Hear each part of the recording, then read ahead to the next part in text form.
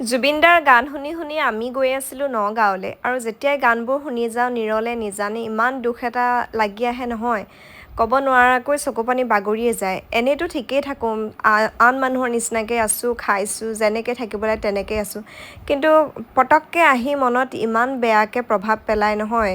বহুত দুখ লাগি যায় আৰু এয়া আমি নগাঁও পালোঁহি বহুত দিনৰ পৰা আশা আছিল মহামৃত্যুঞ্জয় মন্দিৰলৈ অহাৰ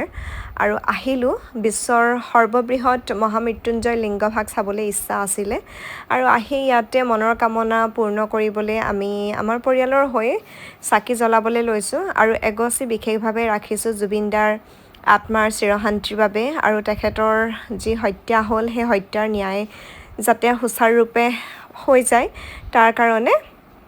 এয়া আহিছোঁ আহিয়ে প্ৰথমেই দেখিলোঁ কাছ আকৌ কাছ দেখিও মনত পৰি গ'ল জুবিনদালৈ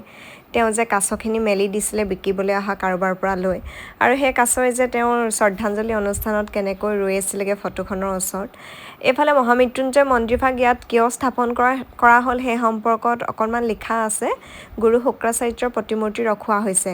মন্দিৰৰ ভিতৰলৈ মূৰত গামোচা মাৰি ৰ'দৰ কাৰণে গৈ থাকোঁতে আমি দেখাই নাপালোঁ আমাৰ সোঁহাতেৰে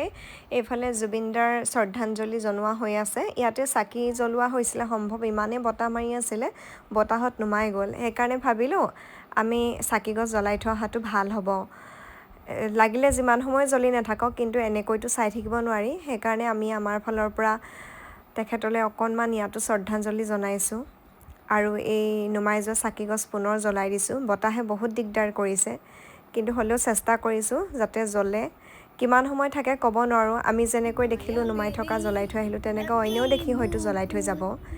দেখা পালোঁ তোমাৰ ছবি